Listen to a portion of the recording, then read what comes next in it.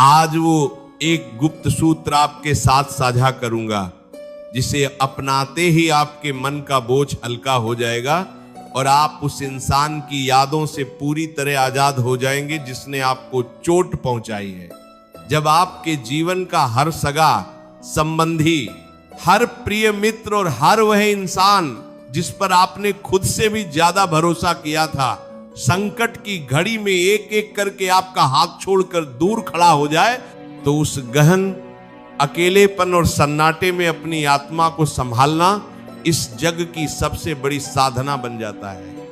जिस इंसान के लिए आपने अपनी हंसती खेलती दुनिया न्योछावर कर दी थी, जब वही इंसान आपकी कद्र भूलकर आपको बेचारगी के समंदर में डूबने के लिए अकेला छोड़ जाता है, तो छाती के भीतर एक ऐसा भयानक दर्द उठता है जो इंसान को अंदर तक तोड़ कर रख देता है। आप रोते हैं, अपनी बेबसी पर सिसकते हैं और बार बार उस अदृश्य विधाता से पूछते हैं कि आखिर मेरी निष्ठा और सच्चे प्रेम का ये कैसा खौफनाक सिला मुझे मिला।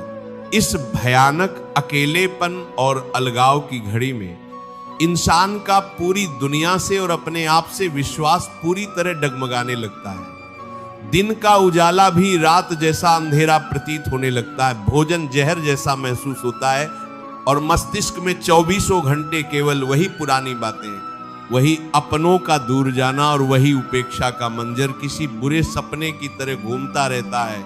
ऐसा लगता है मानो सीने के अंदर किसी ने दहकते हुए अंगारे भर दिए हों जो पल पल आपकी सांसों को जला रहे हैं।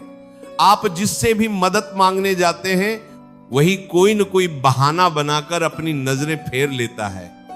जब चारों ओर सन्नाटा छा जाए और दूर दूर तक कोई अपना सहारा देने वाला न दिखे, तो इंसान भीतर से पूरी तरह हताश होकर बिखर जाता है। परंतु मेरे प्यारे, इस भीषण घोर अकेलेपन की घड़ी में ठहरिए और संतों के इस अमर कड़वे किंतु परम कल्याणकारी सत्य को अपनी आत्मा में उतर जाने दीजिए। जब संसार का हर प्राणी आपका साथ छोड़ देता है, तो वास्तव में आपके जीवन का अंत नहीं होता, बल्कि वहां से आपके और आपके गोविंद के सच्चे संबंध की शुरुआत होती है। जब तक इंसान सांसारिक नातों, अपनों के छलावे और झूठे सहारों के भरोसे जीता रहता है, तब तक विधाता शांत रहकर केवल देखता रहता है। लेकिन जिस क्षण संसार के सारे कच्चे धागे टूट जाते हैं और जीव पूरी तरह अकेला होकर केवल उस द्वारकाधीश के चरणों में अपनी आस लगाता है, उसी क्षण जगदीश्वर का अदृश्य हाथ उस जीव की पतवार संभाल लेता है। जब भी आपको लगे कि आप इस दुनिया में बिल्कुल अकेले पड़ गए हैं, तो सबसे पहले दूसरों से सहारा मांगने की यह लाचार भीख तुरंत बंद कर दीजिए। जो प्राणी आपकी कठिन घड़ी में आपके साथ खड़ा ना रह सका, जिसने आपकी तड़प का मोल न समझा, उसके सामने गिड़गिड़ाना या अपनी बेबसी का ढोल पीटना अपने भीतर विराजमान साक्षात नारायण का घोर अनादर है। अपने आत्मसम्मान और अपनी आंतरिक ऊर्जा को पहचानिए। जब आप किसी के पीछे भागना बंद कर देते हैं, उसकी यादों को खुरचना बंद कर देते हैं और एक शांत मौन धारण कर लेते हैं, तो आपकी वही खामोशी ढाल बनकर आपको हर मानसिक आघात से बचा लेती है। अपने भीतर उठते हुए इस अकेलेपन के दर्द से भागिए मत, आंसुओं को बह जाने दीजिए, क्योंकि ये आंसू आपकी चेतना पर जमी हुई अंधी आसक्ति की धूल को धोकर साफ कर रहे हैं। भगवान द्वारकाधीश ने कुरुक्षेत्र के भयानक युद्ध क्षेत्र में अर्जुन को यही कड़ा उपदेश दिया था कि इस नश्वर संसार में कोई भी जीव किसी का सदा के लिए साथी नहीं हो सकता। प्राणी अकेला ही जन्म लेता है और अकेला ही इस जग से प्रस्थान करता है। प्रभु कहते हैं कि जो मनुष्य सांसारिक सहारों को त्याग कर केवल मेरी अनन्य शरण में आ जाता है, मैं उसके जीवन का सारा भार स्वयं अपने कंधों पर उठा लेता हूं। जब विधाता आपके जीवन से हर झूठे इंसान को बाहर ढकेलता है, तो आपको सजा नहीं दे रहा होता, बल्कि वह आपकी आंखों से मोह का वह अंधा पर्दा हटा रहा होता है जो आपको सत्य देखने नहीं दे रहा था। ईश्वर जब आपके सहारों को तोड़ता है, तो वह वास्तव में आपको अपनी शरण में बुला रहा होता है ताकि आप उस नश्वर जगत से परे अविनाशी परमात्मा से जुड़ सके। इसी अमर और अलौकिक सत्य को गहराई से समझने के लिए हमें श्रीमद् भागवत पुराण के उस परम पावन प्रसंग की ओर चलना होगा, जहां महाभारत युद्ध के बाद जब पितामह भीष्म सरशैया पर लेटे हुए अपनी अंतिम सांसें गिन रहे थे, भीष्म पितामह का पूरा जीवन अपनों की रक्षा करने में बीत गया था। उन्होंने हस्तिनापुर के सिंहासन कौरवों और पांडवों की रक्षा के लिए अपना सर्वस्व न्योछावर कर दिया था। लेकिन जब वे बाणों की शैया पर तड़प रहे थे तो कोई भी सांसारिक रिश्ता, कोई भी राजमहल का वैभव या कोई भी संबंधी उनका दर्द कम नहीं कर सकता था। वे बाणों के तीखे दर्द में पूरी तरह अकेले पड़े हुए थे। उस अत्यंत कठिन और एकांत क्षण में पितामह भीष्म ने समझ लिया कि यह संसार केवल स्वार्थ का मेला है।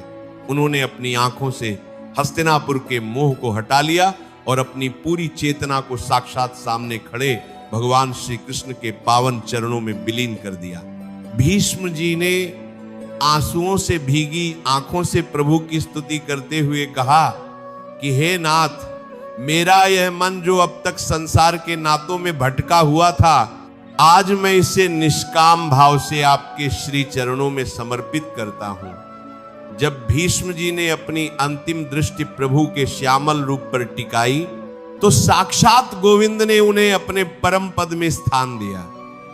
ये अमर कथा हमें सिखाती है कि जब दुनिया का हर रिश्ता हाथ छुड़ा ले तो घबराना नहीं चाहिए, बल्कि अपनी चेतना को सीधे परम पिता के चरणों से जोड़ लेना चाहिए। दैनिक जीवन में भी आपने देखा होगा कि जब कोई पेड़ पतझड़ के मौसम में अपने सारे पत्ते खो देता है तो वो पूरी तरह ठूंठ और अकेला दिखाई देता है, लेकिन वो पेड़ हार नहीं मानता। वह चुपचाप उस कठिन समय को सहता है और अपनी जड़ों को जमीन के भीतर और गहरा कर लेता है। जब वसंत का आगमन होता है तो उसी अकेले पेड़ पर पहले से भी ज्यादा सुंदर हरे पत्ते और मधुर फल निकल आते हैं। उसी प्रकार जब आपके जीवन में पतझड़ आए और सब आपका साथ छोड़ दे तो समझ लीजिए कि यह समय निराश होने का नहीं, बल्कि अपनी आध्यात्मिक जड़ों को प्रभु के चरणों में गहरा करने का है। जब आप इस कठिन समय को पार कर लेंगे तो आपका जीवन भी नए आनंद और प्रकाश से खिल उठेगा। इसीलिए मेरे प्यारे, उस गुप्त सूत्र को अपने रोम रोम में संभाल लीजिए। वह परम सूत्र यह है कि उस हर इंसान को अपने मन के भीतर से पूरी तरह से क्षमा कर दीजिए जिसने संकट के समय आपका हाथ छोड़ा है। आपका मन चीखेगा कि जिसने मुझे इस मोड़ पर अकेला छोड़ दिया, जिसने मेरी लाचारी का मजाक बनाया, उसे मैं क्षमा कैसे करूं। परंतु मेरी बात को अपनी आत्मा में बांध लीजिए। क्षमा करना उस इंसान को सही ठहराना नहीं है, बल्कि अपने मन से कड़वा बोझ हटाकर खुद को सदा के लिए आजाद कराना है।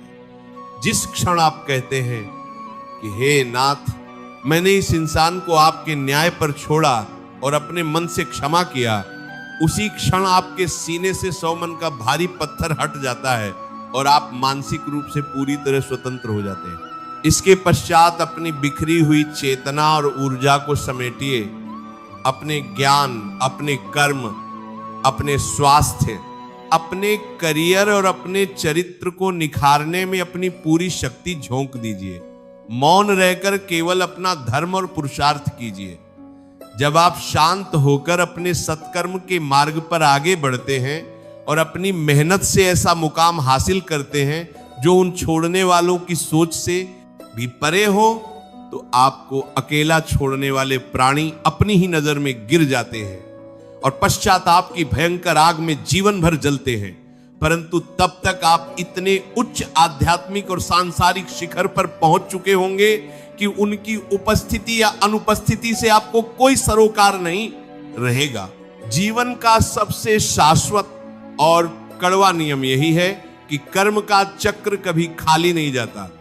इस ब्रह्मांड में जो जैसा बीज बोता है उसे वैसा ही फल काटना पड़ता है। जिसने आज आपकी कठिन घड़ी में आपका साथ छोड़कर आपको आंसू दिए हैं, कल समय का चक्र उससे ब्याज सहित उन आंसुओं का हिसाब लेगा। आपको किसी से बदला लेने की तनिक भी आवश्यकता नहीं है। विधाता का निष्पक्ष न्याय स्वयं सब संभाल लेता है। आपका केवल एक ही परम धर्म है, अपने मन को साफ रखना और अपने गोविंद पर निष्काम विश्वास बनाए रखना। जब भी दिल में बेबसी और अकेलेपन की यादों का उफान उठे, एकांत में बैठकर अपनी आंखें मूंद लीजिए और अपने हृदय कमल में विराजित सामरे सरकार की मंद मंद मुस्कान का ध्यान कीजिए। अपने सारे घाव, अपने सारे आंसू और अपनी सारी पीछा उनके श्री चरणों में न्योछावर कर दीजिए। आप स्वयं अनुभव करेंगे कि धीरे धीरे आपकी छाती का वह भारीपन और दर्द समाप्त होने लगा है। एक अलौकिक शांति, एक नया समर्थ और एक दिव्य प्रकाश आपके भीतर बहने लगेगा।